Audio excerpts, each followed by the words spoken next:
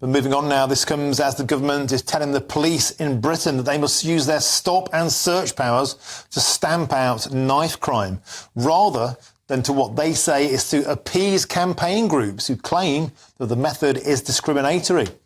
The policing minister, Chris Philp, says it is a vital tool in helping remove knives off the streets, but is concerned that it is not being used often enough by police forces.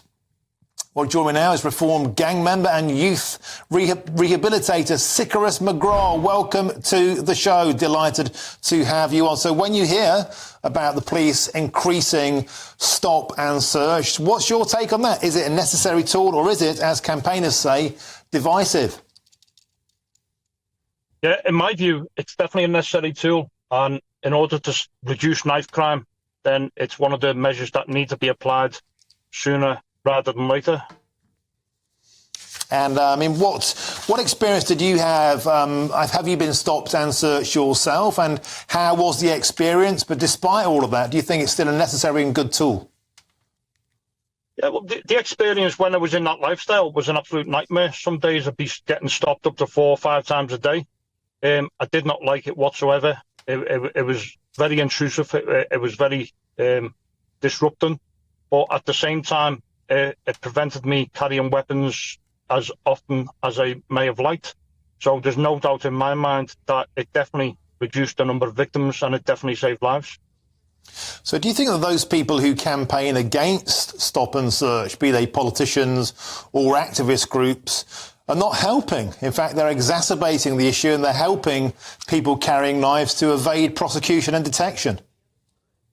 Yeah, there's no doubt in my mind that these campaigners who are campaigning against stop and search, I go to meetings with many of them, and when I dissect what they say and challenge them, then they have no comeback because they don't really understand it. They've never been on the receiving end, and the people they're speaking to are given manipulating the situation and playing the victim, when most of these kids who are saying they don't like stop and search are actually perpetrators of knife crime.